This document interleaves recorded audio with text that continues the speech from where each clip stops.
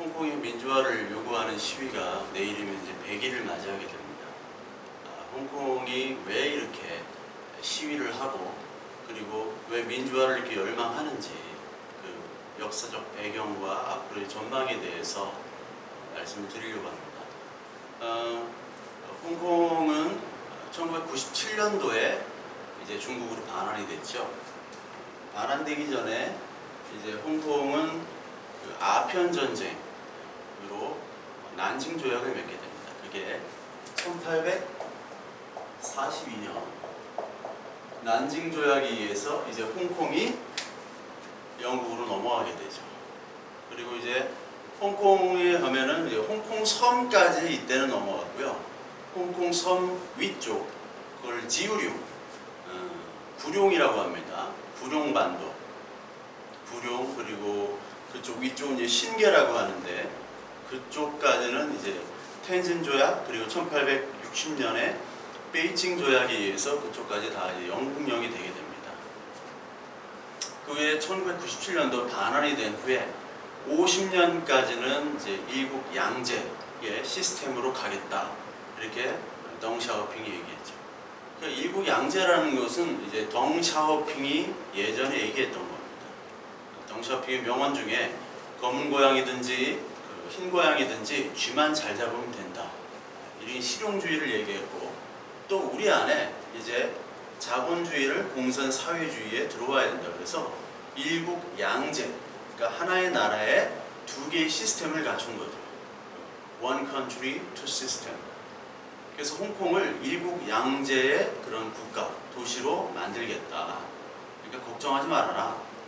홍콩이 그때는 중국이 필요했죠. 그리고 홍콩을 통해서 지금까지도 약 70%의 해외 투자를 유치하고 있는 게 바로 중국입니다. 그래서 이제 홍콩은 굉장히 중요한 도시였어요, 예전에. 근데 지금 홍콩은 중국과 전세가 역전이 되어버렸습니다. 그래서 왜 이렇게 시위를 하냐? 그것은 여러 가지 측면이 있는데, 물론 정치적인 면도 있지만, 그 뒤에는 문화적인 측면, 그리고 경제적인 측면을 같이 하고 있어요. 그러니까 정치, 문화, 경제, 이 모든 것들이 사실 지금 중국에게 종속당했고 중국의 지배를 받고 있기 때문에 예전의 홍콩이 아니라 지금은 중국보다 못한 홍콩이기 때문에 앞으로의 미래는 없어지는 도시가 되어버렸어요. 그래서 지금 홍콩의 젊은이들이나 지식층들이 다시 일어났습니다.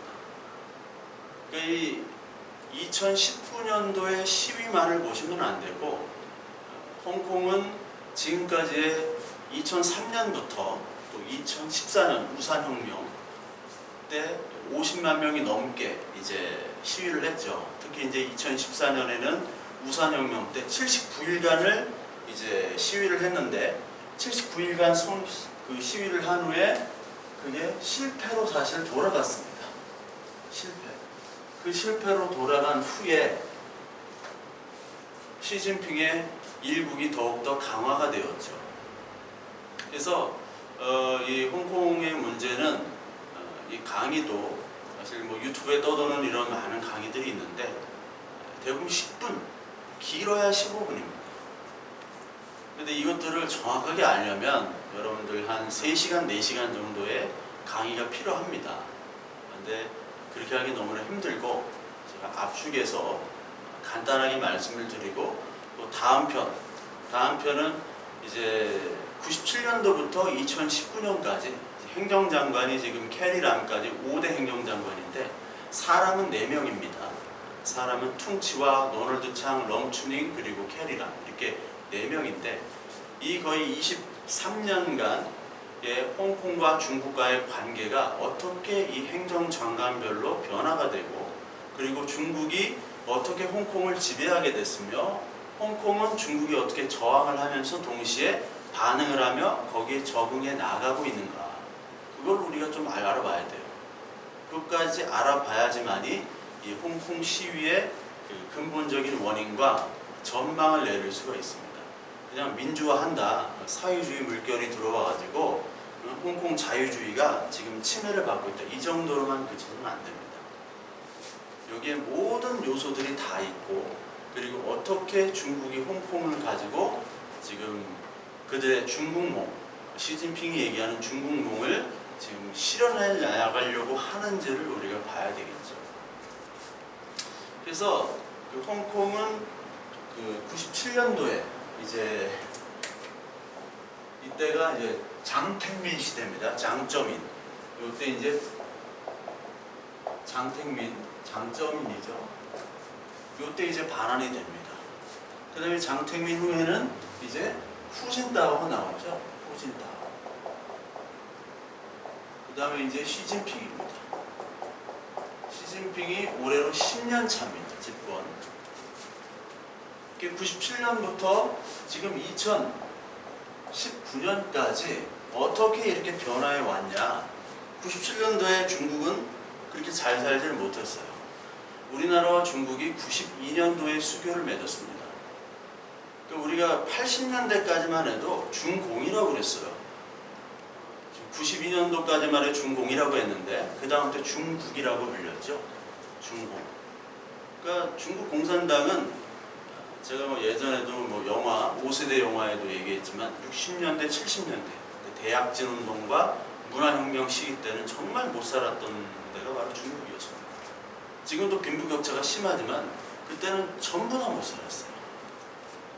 그리고 2000년대까지도 중국은 뭐 티셔츠나 이렇게 팔아가지고 전 세계 공장이라고 불렸죠.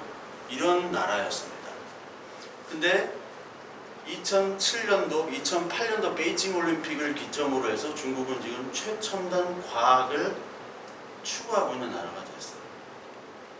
그래서 중국이 엄청나게 부상하게 됐죠. 정치, 경제, 군사, 과학면. 그래서 이 중국의 부상에 따라 홍콩과 중국과의 관계가 바뀌게 됩니다. 그 홍콩과 중국과의 관계는 처음에는 이제 양제, 일국 양제죠. 일국 양제였는데 양제가 일국보다 우위인 지금 상태예요. 왜? 홍콩이 더 잘 살았기 때문에.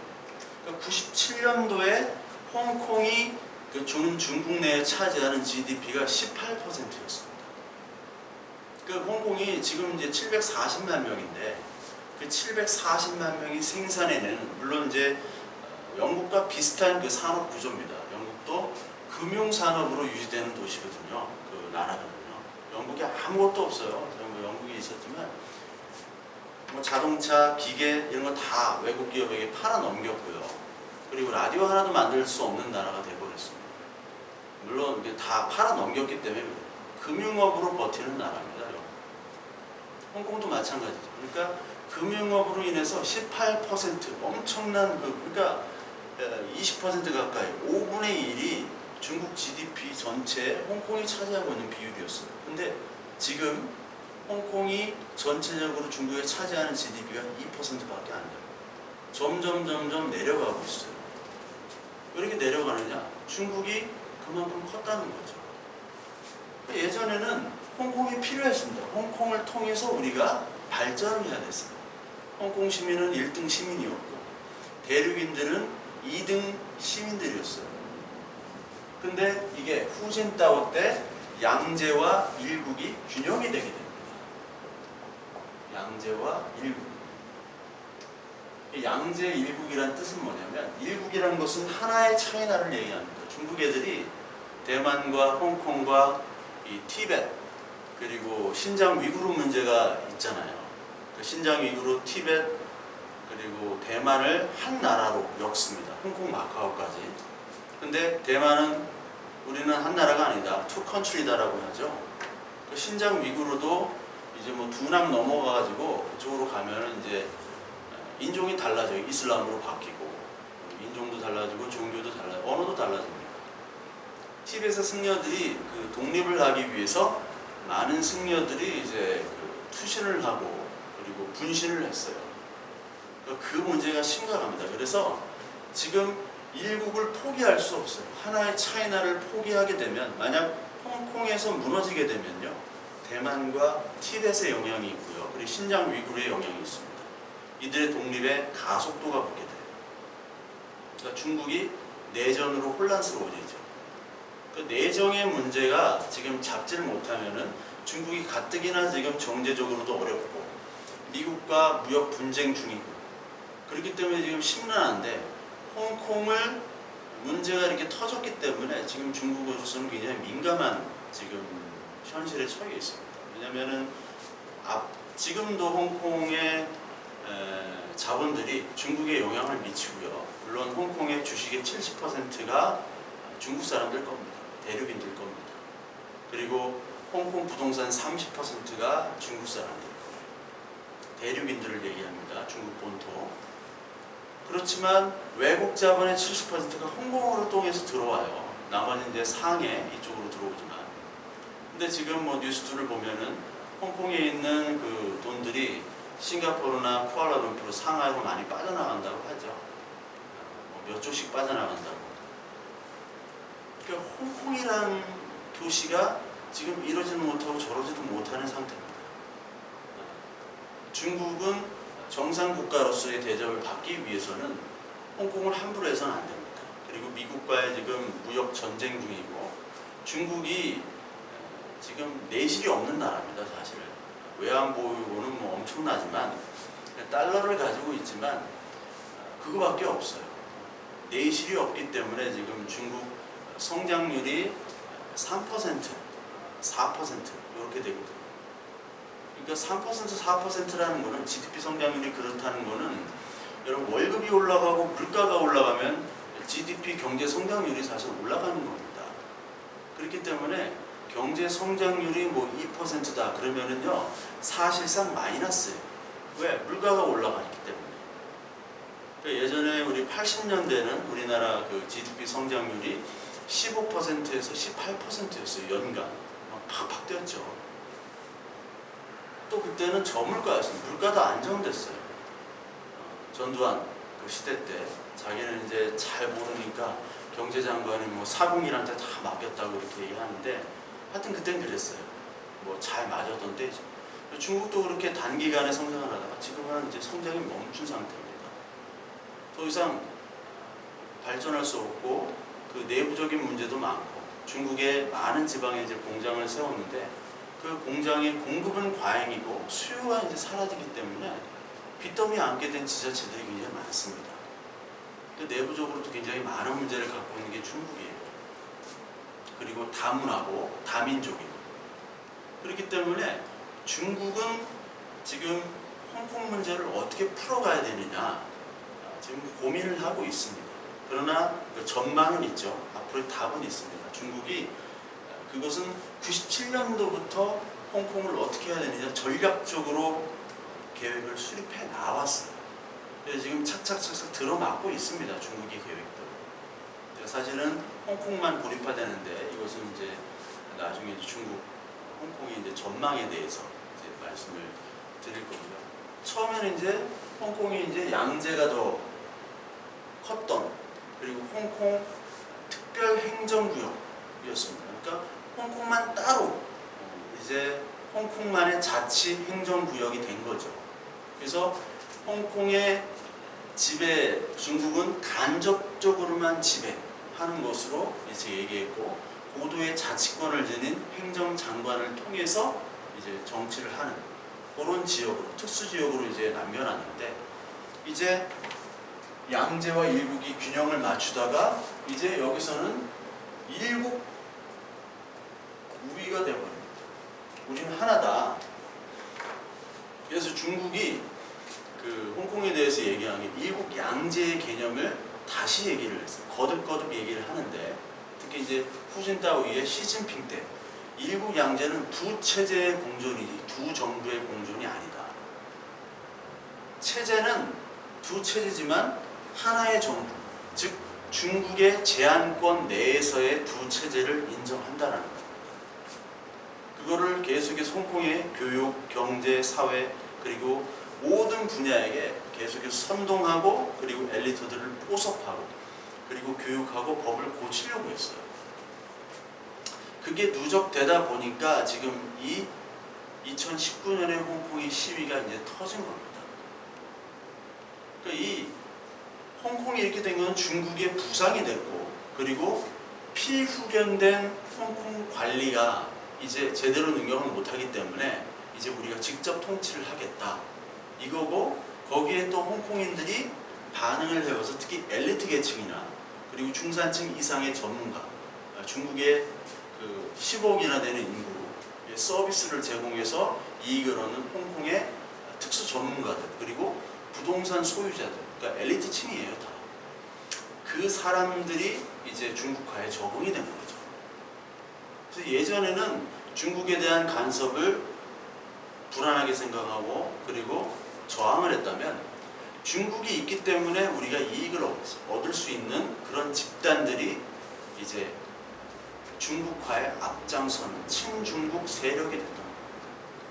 실제적으로 이제 그 2014년도 우산 혁명 때, 그때 79일간이었는데, 그때도 지금도 이제 친중 단체와 반중 그런 민주파와 이제 대결이 되는데, 그때도 이제 친중 단체는 파란 리본을 가지고 운동을 했고, 그리고 중도파는 또 녹색을 얘기했고, 또 민주파들은 노란색을 가지고 이제 시위를 했습니다. 중상류층 이상의 친중파들이 계속해서 사실 강화되어 왔고, 민주파, 홍콩의 본토파라고 그래요. 이거를 본토파, 본토만을 지지하고 우리는 자치구역이기 때문에 내정 간섭을 하지 말아라, 이게 본토파인데, 본토 민주파는 계속해서 약화되어 왔습니다.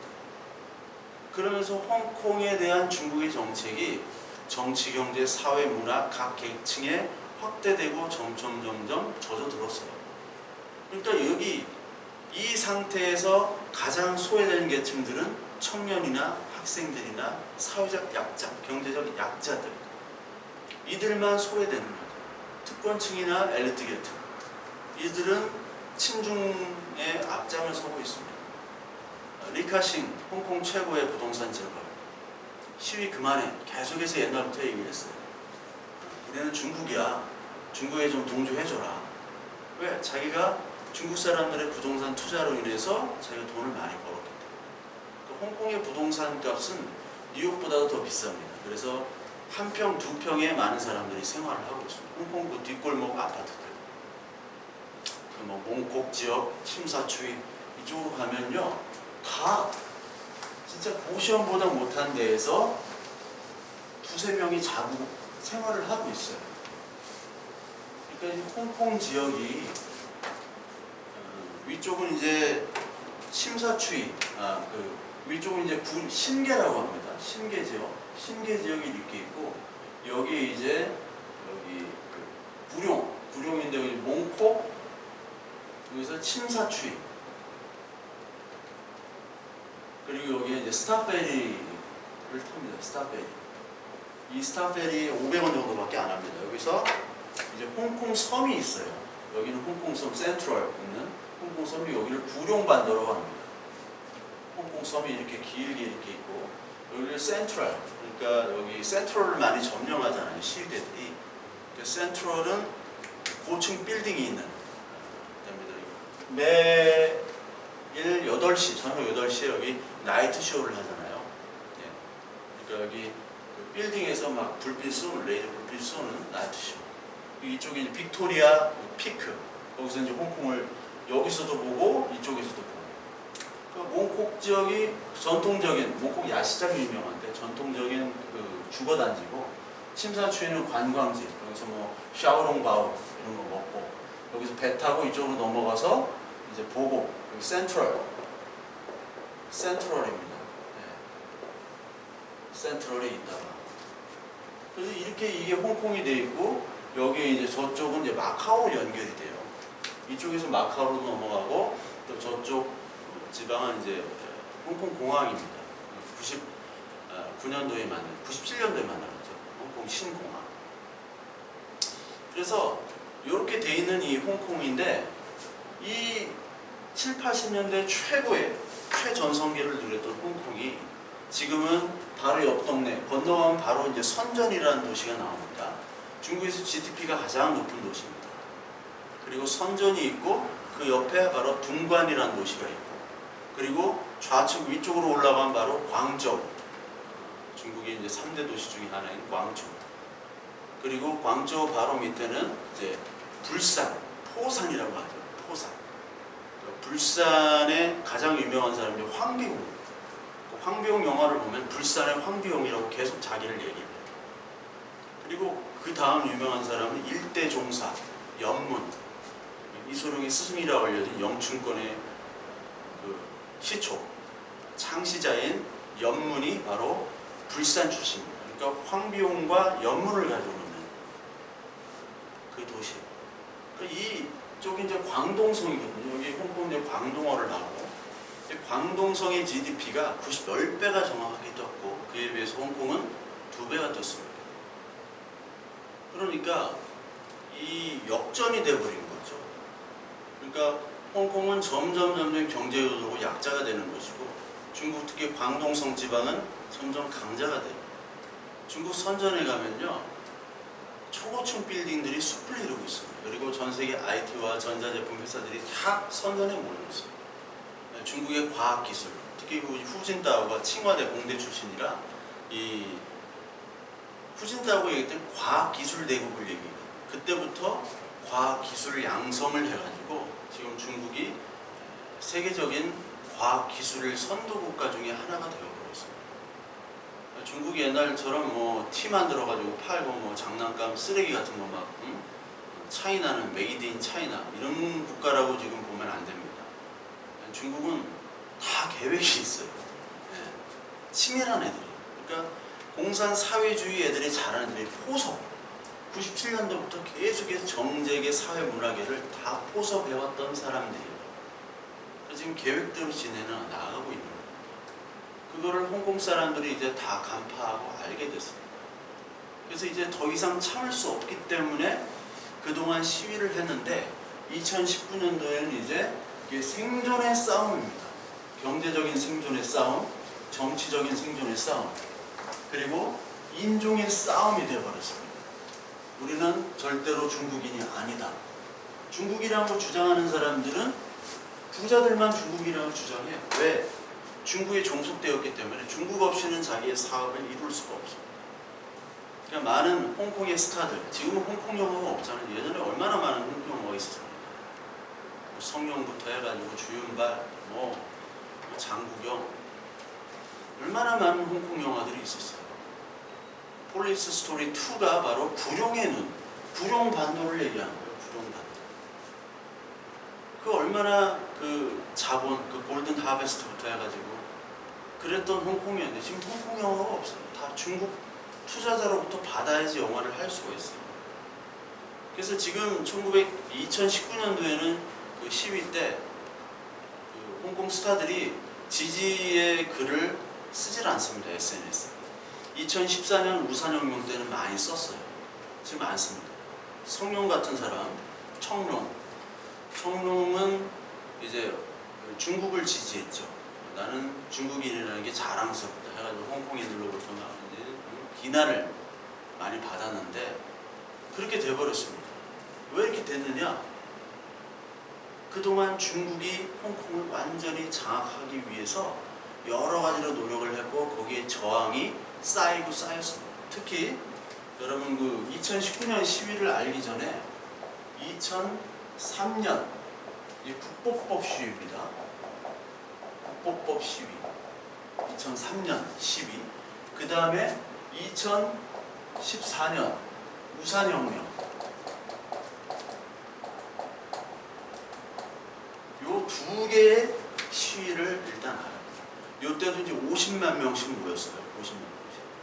이 국보법 시위는 홍콩의 기본법 23조, 기본법 23조라는 게 있습니다. 이 조항이 뭐냐면 중국 본토에 대한 국가 전복과 반란 선동할 경우에는 30년형에 처한다. 홍콩 사람들에게.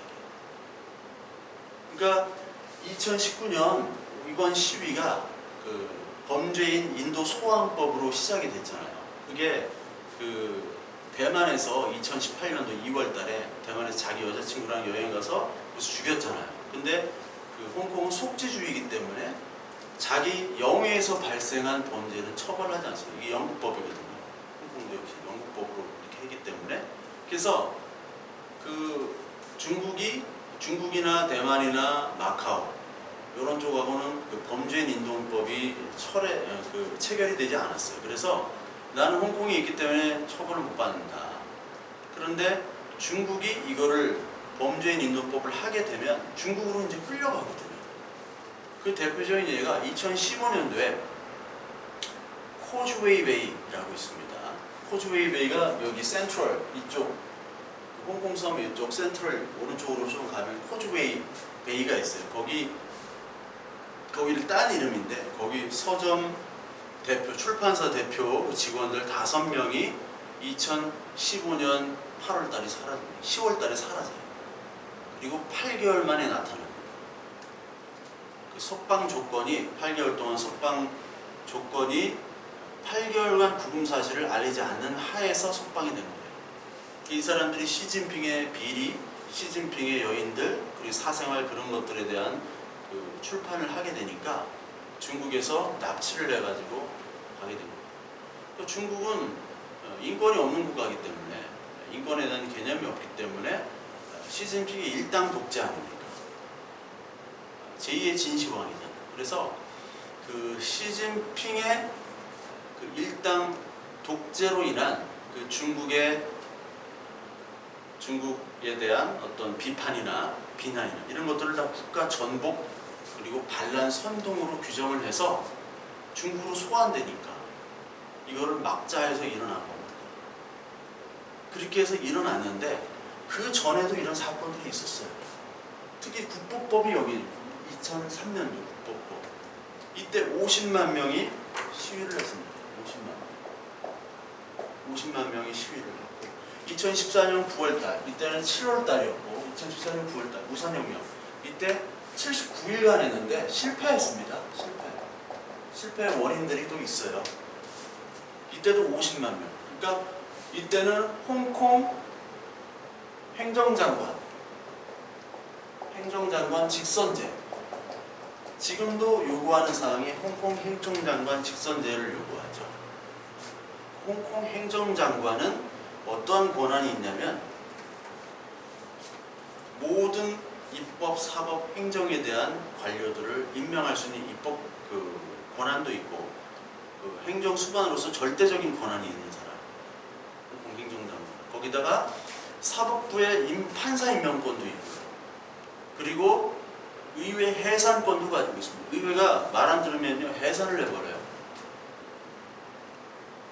지금 이제 캐리람이 2017년도부터 했는데 그 전에는 렁춘윙이 했고 렁춘윙이 이제 캐리람의 비서 실장 하다가 정무사 사장이 2인자입니다. 그리고 그 전에 도널드 창이 했고 일대는 퉁치와가 이제 행정장관을 했는데 이 행정장관은 우리 손으로 뽑아야 된다. 그거죠. 왜? 중국의 허수아비 바지사장이 우리를 통치해서는 안 된다는 거예요. 그게 행정장관 직선제. 그거를 지금 얘기하고 있습니다. 12대 5대 요구사항이 지금 뭐냐면 송환법을 공식 완전한 철회예요. 지금 그냥 캐리람이 철회한다고만 했지만 그거는 그냥 일시적으로 대외적인 환경이나 국제 여론들이 조성됐기 때문에 그렇게 얘기한 거고 앞으로 중국은 계속해서 이 송환법을 계속 얘기할 겁니다. 그리고 이 홍콩 기본법 23조에 대해서도 계속 얘기할 거예요. 이거 막아냈어요. 이때 철회가 됐습니다. 이때 퉁치와가 철회가 됐어요. 퉁치와는 지금도 시진핑 밑에 있어요.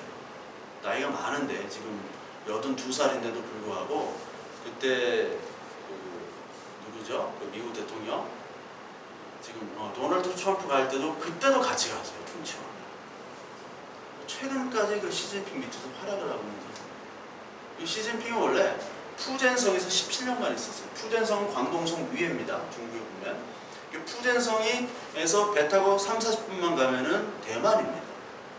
푸젠성이 있을 때 선전과 홍콩, 마카오 이쪽을 관리했던 사람이 바로 시진핑이에요. 그래서 지금 시진핑은 홍콩의 엘리트들과 굉장히 친분이 있는 사람입니다. 그래서 협박도 하고 회유도 하고 계속 그래요. 시진핑이. 일당 독재를 위해서. 우산혁명 때 요구사항들이 사실 2019년도도 계속 요구사항이고, 지금 뭐 시위대를 폭도로 규정한 것을 철회하고, 또 체포된 시위자들 조건 없는 석방, 불기소 처분, 그리고 행정장관 직선제 요구, 이게 5대 사항이에요. 경찰에 대한 강경한 진압에 대한 철저한 조사, 이런 것들이 지금 5대 사항으로 주장을 하고 있습니다. 시위대들이. 근데 지금 내일이 이제 100일째거든요. 740만 명 중에 200만 명이 왔어요. 50만 명씩 왔는데 지금 100일이 넘어갔습니다. 캐리람이 지금 더 이상 나 이제 행정장관 하기 싫다라고 할 정도예요. 이 캐리람도 못 사는 빈민가 출신이었고, 홍콩 대학을 나왔고, 홍콩 대학을 맨날 아시아에서 1위 했던 대학. 그리고 캠브리지를 나온 여자입니다. 근데 아주 친중국, 강경한 친중국 파가 돼버렸죠. 그래서 구시대 식민지 유물이라고 해가지고 스타페리, 지금도 이제 스타페리에서 배를 타고 500원 주면 돼요. 500원 주고 센트럴로 넘어가거든요. 넘어가면서 한 10분 타면 돼요. 10분 타고 이렇게 가면서 홍콩 나이트쇼 딱 이렇게 보고 그쪽으로 넘어가고. 근데 그 스타페리를 없앤다. 그때 반대를 했죠. 홍콩시. 그것도 막아냈어요. 근데 다른 이제 뭐 유물들을 좀 파괴했죠. 여전사의 이미지. 중국 입장에서는 굉장히 좋은 여자입니다. 이 캐리람이 완전한 친중파예요. 그래서 그 캐리람의 퇴진과 이 홍콩 행정장관의 직선제, 이제 중국으로부터 지배받지 않는다. 근데 이거를 절대로 들어줄 수가 없죠. 중국. 왜? 일국이기 때문에. 너희들은 중국 시민이지 홍콩 시민이 아니라는 거예요.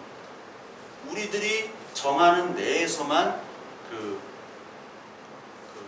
일국 양제가 인정되는 것이지, 우리가 없이는, 우리가 하는 테두리 범위 내에서는 너희들은 일국 양제가 이룰 수 없어 라고 못을 박아놓았어. 왜? 아까도 얘기했듯이 대만이나 또 티벳이나 신장 위구르에 영향을 미치기 때문에. 그래서 지금 수위 조절을 하는 겁니다. 중국은 계속 수위 조절을 해요. 2019년에 성공하는 것처럼 보이는데 2014년도에 성공하는 것처럼 보였어요. 근데 79일 만에 실패한 게 뭐냐면,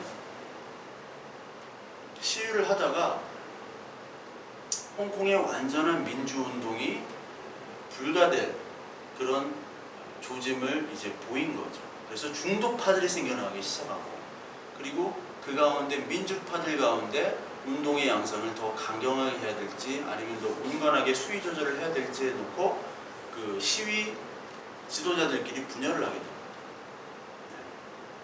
분열을 하게 돼요. 거기다가 중국의 강경한 입장, 이때부터 최루탄이 나오고요. 그리고 체포를 하기 시작했습니다. 그 전까지는 이렇게까지는 안 했어요. 근데 최루가스를 쏘고 체포를 하고 몽둥이로 때리고 우산으로 막았거든요. 그래서 우산혁명입니다.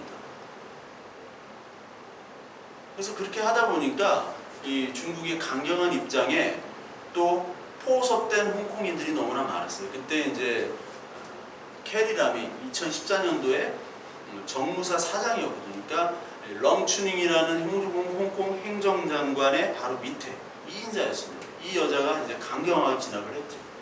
그리고 홍콩 법원에도 압력을 넣어서 이 시위를 불법이라고 얘기했고, 그리고 시위가 장기화되다 보니까 특히 중산층이나 중도파들이 이제 피로감을 얻게 되는 겁니다. 이렇게 해서 되겠느냐.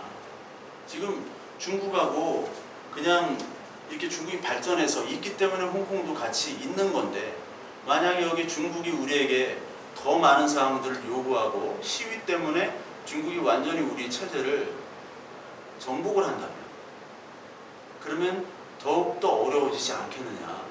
좀 자제해달라는. 그래서 많은 사람들이 이제 떠나게 되는 거예요. 중국과의 갈등을 원하지 않았어요. 소극적인 친중들이 현상을 유지하려는 많은 사람들, 그런 사람들이 많이 생겨났기 때문에 이제 실패할 수밖에 없었습니다. 그리고 또 미국, 영국이나 이런 데서 홍콩의 지지 발언을 해주질 않았어요. 특히 그때 미국 같은 경우는 IS 문제로 그때 오바마 정부죠. IS 문제로 인도 파키스탄에 대한 그쪽 인도가 아니죠. 그 파키스탄과 그 이라크, 시리아 지역에 대한 중국과의 공조가 조금 필요했어요. 지금과 같은 분위기가 아니에요. 그러니까 홍콩의 이 해결, 민주화의 성공 여부의 가장 또 중요한 요소 중에 하나는 국제 정세입니다. 그러니까 중국이 얼만큼 힘을 가지고 있고 그리고 거기에 따른 미국과 서방 세계가 지금 어떠한 그런 정책으로 나가느냐에 따라서 홍콩이 좀 달라져요. 그렇기 때문에 그때는 아주 안 좋은 시기였습니다. 그러니까 홍콩이 굉장히 안 좋은 시기였죠. 그래서 79일 만에 이제 실패하게 됩니다. 그러니까 보안법 여기는 실패했죠. 2014년 실패했죠. 보안법은 어떻게 성공을 했죠. 막았죠. 근데 또 하나 2012년도에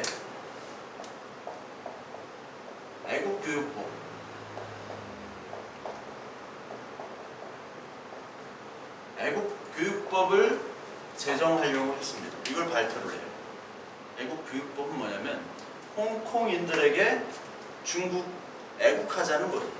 그러니까 중국의 사상과 체제를 그 교과서에 싣는 겁니다. 교육을 시키는 겁니다. 여기서 이제 데모를 하기 시작합니다. 2012년도에. 이때도 데모하고 이때도. 그러니까 경제적으로, 정치적으로, 사회문화적으로 계속해서 홍콩을 압박해 나가고 있는 거예요.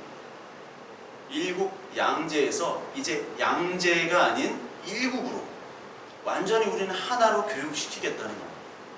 이때도 수업 거부하고 다 길거리에 나왔어요. 학생들이. 특히 이제 홍콩의 시위대는 대학생 시위대와 중고등학생 시위대 두 군데로 나눠집니다. 대학생 시위대, 중고등학생 시위대 두 군데로 나눠지는데 이 대학생 시위대는 학년이라고 하고 중고등학생 시위대는 학민이라고 해요. 학년, 학민. 그래서 학년이라는 단체, 대학생 시위대는 네이던 로, 이때 2014년도에 네이던 로라는 인물이었고 학민, 중고등학생 시위대는 조슈아 웡. 지금 조슈아 웡이 미국 가 있죠? 네. 미국에서 이제 도와달라고 갔어요. 그때 2014년도에 조슈아 웡이 17살, 만 17살이었습니다. 96년생이에요. 2014년도에. 그래서 조슈아 웡이 지금 이제 학생운동, 지금도 이제 체포됐었잖아요. 올해 지난달에 8월달에 조슈아 웡이 체포됐습니다. 그래서 이 네이던 로와 조슈아 웡이 이제 합쳐가지고 홍콩 중지라는 단체를 만들었습니다. 데모시스토라고 홍콩 중지. 그러니까 극렬파죠. 홍콩 중지 그리고 본토 민주 정선 이게 레이 웡이라는 사람이 만들었고 열혈 시민. 열혈남아가 생각나는데 열혈 시민 이런 단체들이 이제 반 중국의 단체들입니다. 그 단체들이 활동을 하고 있는 그러니까 다 젊은이들, 지식인들, 청년들이에요. 왜? 힘들이 없어요. 이들이 누구에도 불만을 하냐면 소극적인 그러니까 친중도 아니고 홍콩을 사랑하는데 친중도 아닌데 시위에도 가담하지 않는 기성세대를 향한 불만도 이들이 얘기하고 있어요. 민주화 요구에 소극적인 사람들. 너희들은 경제적으로 지금 안정됐지 않느냐. 누릴 거 다 누렸잖아. 기성세대들이. 근데 우리는 뭐야. 지금 아무것도 누릴 수가 없지 않느냐. 경제적으로 지금 파탄이 됐고 부동산 가격이 높아졌는데 집은 살 수도 없고 한평 고시원에 있어야 되고 그리고 중국은 대륙인들이 계속 넘어오겠어요. 특히 2014년도에는 중국 본토에서 운전을 해가지고 홍콩으로 넘어올 수 있는 법안을 추진했어요. 그러니까 중국 사람들이 뭐 워낙 인구가 많잖아요. 만약에 중국 사람들 우리 한국으로 다 차 타고 넘어오게 하시고 하면 엄청날 겁니다. 교통질서 안 지킵니다. 중국 가면요 진짜 깜짝 놀래요. 교통질서 없어요. 지금은 많이 좋아졌죠. 예전에 한번 갔는데 우리가 공사중 표지판이 있고 그 바리케이트를 쳐놨는데 거기 못 들어갑니다. 공사중인데. 근데 거기 가는 길이 지름길이라고 그거를 걷어내고 그쪽으로 가더라고요. 제가 목격했습니다. 가면은 또 이렇게 치워놔야죠. 들어왔으면. 근데 그냥 가. 여기 극렬히 반대하고 이것도 어떻게 철회를 했어요. 거기다가 2008년도에 뭐 멜라닌 그 분유 사건이 있었습니다. 그때 중국인들이 다 와가지고 홍콩에 와가지고 분유들을 다 가져갔어요. 그 홍콩 사람들이 분유를 사질 못했어요. 애기들 막 굶고. 그러니까 홍콩인들은 중국이라고 하면 이제 치를 떠는 거예요. 중국 대륙인들과 홍콩 간에 그 안에 싸움이 많아요. 지금 홍콩 내륙 안에 중국인들이 한 15% 있습니다. 대륙인들이. 엘리트도 있고요. 학생, 교환 학생도 있고요. 그래서 교육 제도나 취업할 때도 여기는 광동어, 홍콩은 광동어를 쓰는데 광동어가 아닌 중국 보통어, 만다린, 만주어를 필수 언어로 쓰도록 해요. 그걸 써야지만이 취직을 해요. 50% 정도가 이제 쓸 수가 있다고 홍콩인들. 경제적으로 또한 문화적으로 언어적으로도까지 내가 이걸 옛날에는 쓸 필요가 없었는데 먹고 살려면은 언어를 배워야 돼요. 쉽게 생각하면요, 이 홍콩의 문제는요, 여러분 한국의 구로, 대림, 영등포 쪽에 중국인들이 참 많습니다. 근데 중국인들이 처음에 이제 허드렛 일을 하고 이렇게 왔잖아요, 중국인들. 근데 우리들이 볼 땐 우리가 더 잘 사니까 옛날에 홍콩이 훨씬 더 잘 살았죠. 근데 이들이 돈을 모아가지고 돈을 많이 버는 거예요. 근데 우리는 열심히 일하는 대로 계속 쪼들려 한국. 그래서 이 사람들이 그 동네에 가서 건물을 사고요. 우리는 그 밑에서 일할 수밖에 없는 사람들이 있어요. 근데 이 중국 사람들이 중국 촌이 형성이 되니까 거기서 중국말을 하고 거기서 일을 하려면 중국어를 배우라고 해요. 그렇게 한번 생각해 보십시오. 기가 막히죠. 우리나라 땅인데 우리나라 땅에서 중국어를 배우고 써야 돼요. 중국어 배우는 거 쉽지 않잖아요. 먹고 살려면. 그리고 그들의 법과 문화에 대해서 찬양을 하라고 하고 그것에 대해서 교육을 시키려고 학교 가면 그렇게 된다고 한번 생각해 보세요. 그러니까 이게 뭐 홍콩 사람들은 돌아버리는 거죠. 2014년도에도 이때도 행정장관 직선제를 얘기를 했어요. 특히 이제 이 2014년도에 그 시위가 생긴 이유는 2014년 8월 31일 날 8월 31일 2014년도와 2003년, 2000 이거를 보면요. 지금 왜 시위하는지 이거를 보면 압니다. 이 문제가 지금 시위 문제예요. 똑같은 문제입니다. 2014년 8월 31일 날 행정장관 선거와 입법위원 선거다. 입법위원이 있거든요. 입법위원이라는 건 이제 국회를 만드는 겁니다. 그 선거단의 행정장관은 이제 직선제를 요구했고요. 입법위원은 기존에는 이제 1,200명의 지명위원회에서 이제 뽑는 거예요. 그 1,200명에서 이제 60명을 추려내는 건데 그 1,200명에서 예전에는 8분의 1만 얻으면 그 지명위원회에 들어갔는데 과반수 안에 지지를 받아야지 들어가는 식으로. 이게 뭐냐면 그 민주파, 홍콩의 독립을 원하는 사람들을 제외하고 친중파들을 다 넣겠다는 거거든요. 그러니까 이 8월 30일 날 그 행정장관이나 입법위원회 법을 이렇게 하겠다는 발표 후에 바로 9월에 터졌어요. 왜 터졌냐? 2007년도에 이 시위들을 하고 계속 홍콩에서 불만을 가지니까 이 중국에서 2007년도에 직선제 하겠다. 직선제 하겠다고 했어요. 이 홍콩 행정장관을 직선제 하겠다고 발표를 했는데 이거를 어기게 되죠. 어기게 됩니다. 그래서 이 시위를 하고 이 시위에서 실패는 했지만 홍콩은 한 가지를 얻게 됩니다. 홍콩은 학생들의 투쟁을 얻게 되고 그리고 온건했던 민주파에서 더 이제 강화된 그러니까 극단적인 민주파들이 득세를 하기 시작해요. 세대 교체가 되면서 그런 일들이 벌어져요. 그래서 그 다음 그 선거 때 입법위원 그러니까 우리나라 말하면 국회입니다. 국회에서 이 그러니까 본토파라고 불리죠. 본토파, 열혈시민, 아까 얘기했던 홍콩 중지. 이쪽에서 8명의 위원이 선출이 돼요. 우선 시기 때. 물론 이제 자치 홍콩 구 안에 또 구의원 선거, 구의원 선거는 다 이제 친중파들이 갔지만 이제 2016년 입법부 선거 때 8명이 들어갑니다. 여기에 60명 중에 8명이 들어갑니다. 국회의원. 근데 2016년도 11월달 전인민대회, 중국 전인민대회에서 이 8명을 제외를 해요. 입법위원 박탈을 해요. 지 마음대로 박탈을 해요. 중국도. 그러니까 얘들이 또 화난 거예요. 2016년도. 그러니까 중국의 하나의 명령에 따라서 뭐 다 이렇게 돼버리는 거죠. 그러니까 지금 2019년도에 활동하는 사람들은 학년 출신, 대학연합, 그리고 항민사조, 중고등, 조슈아 웡 이런 사람들이 수업 거부하고 최루탄 학생 체포하고 그러니까 더 극렬하게 나오는 거죠.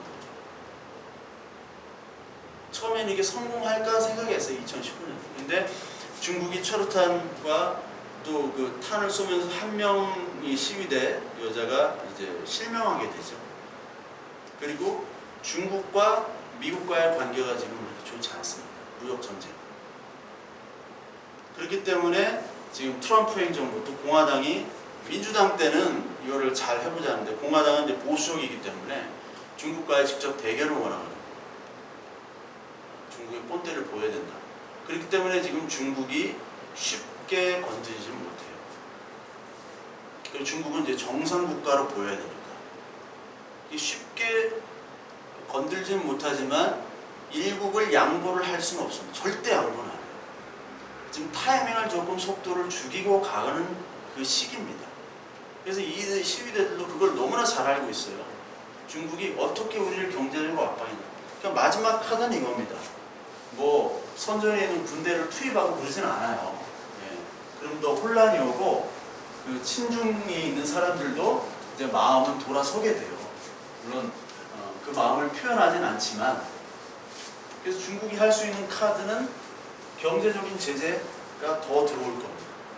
예전에도 계속 경고를 했어요. 2003년부터 2003년에 2014년에는 경제적인 제재를 더 하겠다 얘기했어요. 왜냐하면 홍콩에서 증시가 다 빠지면 홍콩은 빈 껍데기 도시가 되거든요. 지금도 홍콩은 점점 죽어갑니다. 사람들이 다 빠져나가요. 홍콩의 빈민들이 먹고 살려고 홍콩에서 먹고 살 게 없으니까 중국 광저우로 가고 선전으로 가고 거기서 살아요. 대신 대륙에 있는 부자들이 홍콩을 계속 옵니다. 원정 출산도 하고요. 원정 출산을 하도 해가지고요. 원정 출산 금지해달라고 시위까지 했어요. 예전에. 그래서 결국 그 렁추닝이 그렇게 하겠다. 그 공약을 내세웠어요. 행정장관 할 때. 그래서 지금 전부 다 중국파가 돼가지고 살 수가 없는 거예요. 이 생존권 투쟁입니다. 어차피 죽을 바에 시위라도 하고 죽자. 시위하고 나서 고시원 같은 데 가서 친구들이 먹고 자고 해야 돼요. 내일 또 출근해야 돼요. 그 가장 빈곤층, 그 하위 10%로 해석되는 그 빈곤층이 홍콩 740만 명 중에 100만 명입니다. 100만. 740만 중에. 이들의 월 평균 소득이 우리나라의 40만 원 돈이에요. 월 평균 소득.